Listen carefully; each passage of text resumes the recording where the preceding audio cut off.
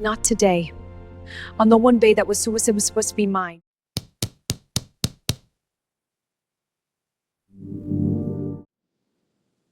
I have an announcement. What's she doing?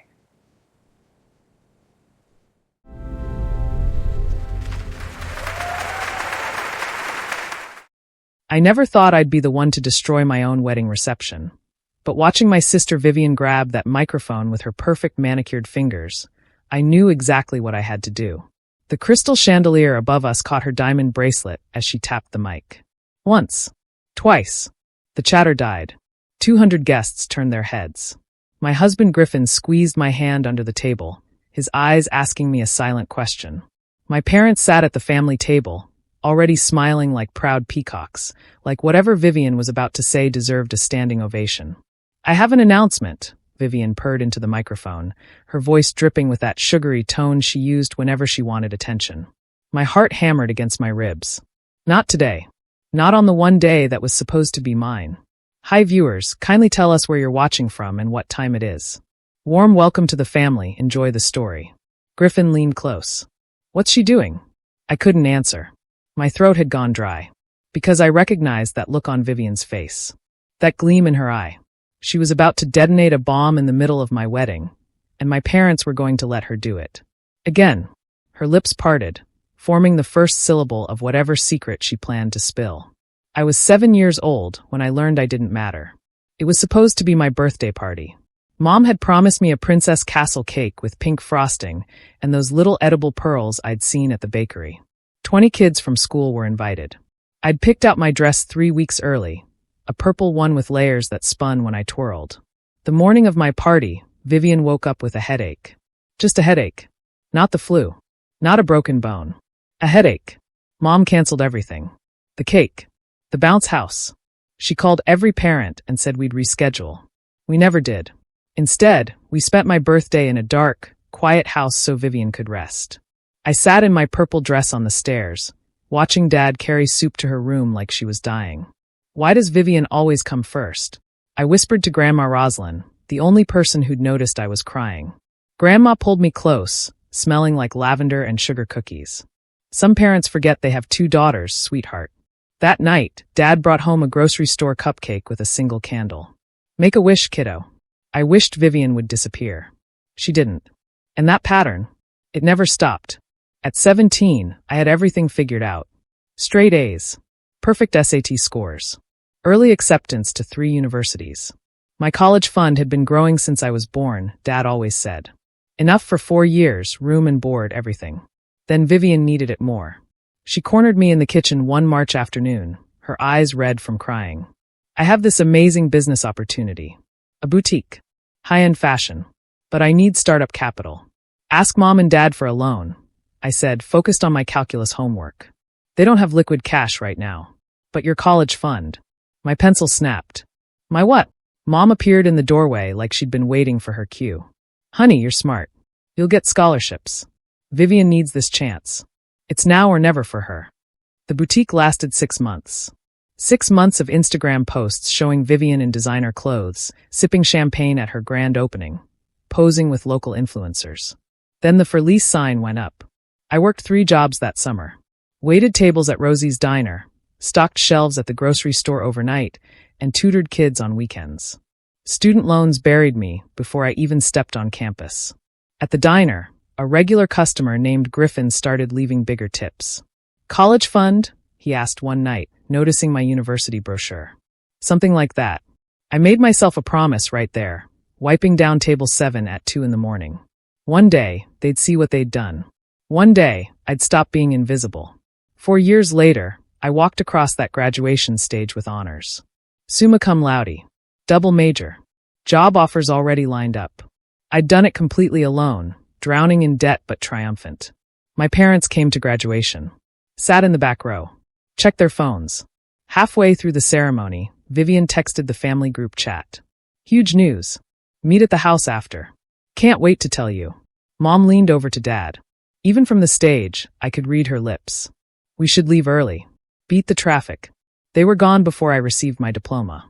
I'd made reservations at Marcello's, the Italian place downtown. Reserved a table for 4. Wore my cap and gown, carrying my diploma in its leather folder. The host sat me at a table with 3 empty chairs. I waited an hour, ordered breadsticks, watched families celebrate around me. Then Griffin walked in, still wearing his work uniform from the garage. He held a bouquet of sunflowers, my favorite. Saw your Instagram post about graduation. Figured you might be here. How did you find me? You mentioned this place once. Said it was your dream celebration spot. He slid into the chair across from me. Congratulations. You did something incredible. That's when I realized something. Family isn't about blood. It's about who shows up. 3 years later, Griffin proposed on a random Tuesday. No fancy restaurant. No elaborate plan. Just him, me, and our tiny apartment with a leaky faucet we kept meaning to fix. Marry me, he said, holding a ring he'd saved 8 months to buy. Build something real with me. Something that's ours. I called my parents the next morning. Mom answered on the 4th ring. Oh, that's nice, dear. Have you set a date? We're thinking next fall. Silence. Then, Vivian mentioned she might be pregnant. We'll have to see how that affects things. Vivian wasn't pregnant. She was never pregnant. But for 3 months, every family conversation revolved around her maybe baby, until she casually mentioned it was a false alarm. When we announced our venue, Mom suggested we keep it simple. Small. Intimate. Not everyone needs a big wedding. Vivian's wedding had 300 guests. Ice sculptures. A 7-tier cake. A designer dress featured in a bridal magazine. Price tag? Over $80,000. Mom and Dad paid for everything.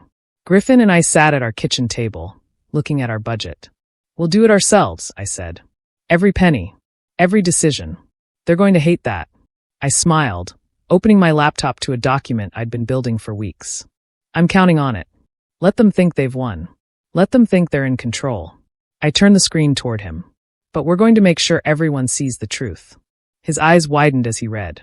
You're serious about this? Deadly serious. They've had 28 years. It's time someone turned on the lights. Mom called 2 weeks before the wedding. We need to talk about the guest list. It's finalized, I said, stirring pasta sauce on the stove.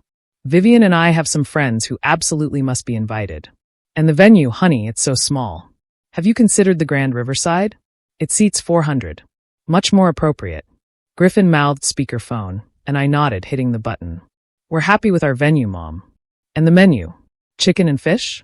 Sweetheart, you need options. Beef. Vegetarian. Vivian says the caterer you picked got terrible reviews. My jaw clenched. Vivian had never met our caterer. Also, I've decided to wear cream. I know traditionally mothers avoid white, but cream is different enough. And Vivian will be your maid of honor, obviously. She's already picked her dress. I hadn't asked Vivian to be in my wedding party at all. Dad's voice rumbled in the background. Tell her if she doesn't cooperate, we're not coming. Something inside me went very still.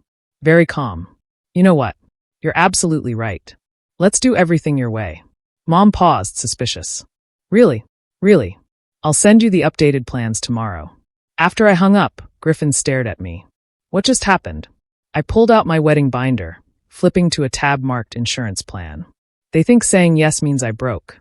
But I'm just giving them enough rope. I looked at him, and for the first time in weeks, I felt powerful. Let them come. Let them think they've won. They have no idea what's coming. Are you enjoying this story so far? If you are, don't forget to hit that like button and subscribe. We've got so much more to uncover.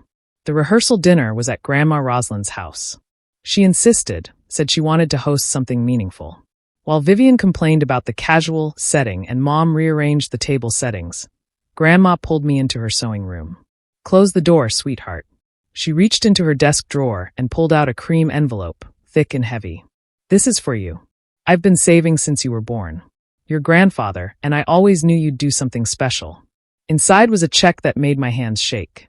Enough to pay off 1/3 of my student loans. Grandma, I can't. You can and you will. But there's something else you need to know. She sat on her floral couch, patting the space beside her. When Vivian was born, she came early. Spent 2 months in the NICU. Your parents nearly lost her. They were so traumatized, so scared, that when she survived, they made her the center of everything. That's not an excuse. No, it's not. It's an explanation. They never processed that fear. Never moved past it. and they forgot they had another daughter who needed them just as much. Her eyes filled with tears. I should have intervened. I should have protected you better. I hugged her, breathing in lavender and regret. You did enough. You saw me. Tomorrow, I whispered, everything changes. I need you to trust me. She pulled back, studying my face. Then she smiled. Give them hell, sweetheart. My wedding day started with Vivian criticizing my makeup. Too much blush. You look feverish. She accidentally spilled coffee near my dress. Suggested the flowers looked cheap. Mom enabled every comment, nodding along like Vivian was some kind of wedding expert. I smiled through it all. Griffin kept catching my eye, silently asking if I was okay. I'd never been better. The ceremony was perfect. Griffin cried when I walked down the aisle. Grandma Rosalind sat in the front row, dabbing her eyes. Even some cousins I barely knew seemed genuinely happy for us. Vivian stood off to the side in her uninvited maid of honor dress, scrolling through her phone. The reception started beautifully. Dinner, dancing, toasts from Griffin's family and our real friends. My parents sat at their assigned table, looking bored, checking their watches. Then Vivian started drinking. Wine during dinner. Champagne during toasts. Something stronger from the bar. I watched her get louder, bolder, sloppier. Griffin squeezed my hand under the table. She's going to make a scene. I know.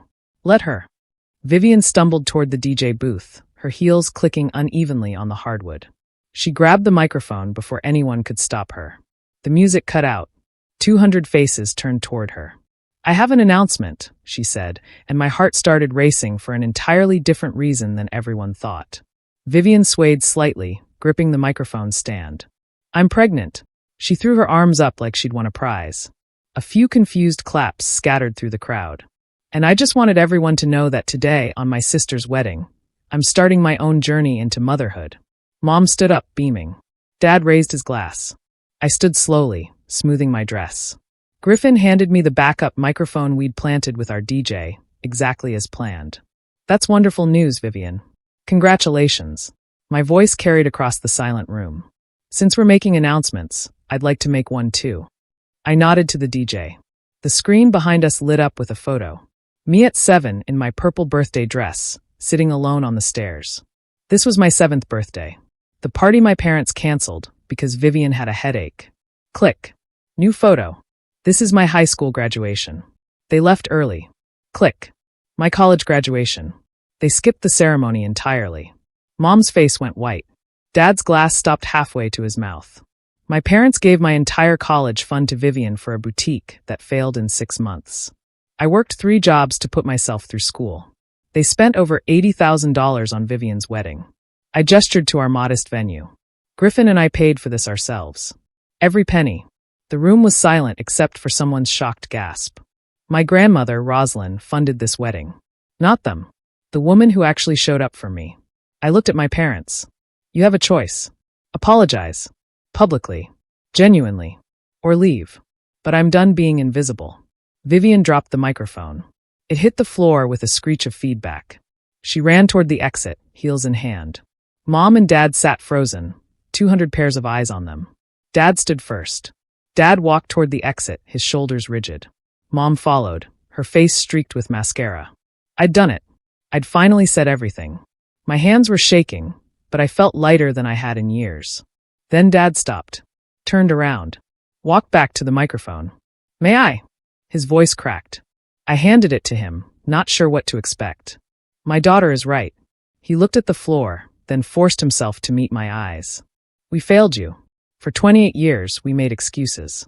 We prioritized one daughter over the other, and we told ourselves it was okay because Vivian needed more.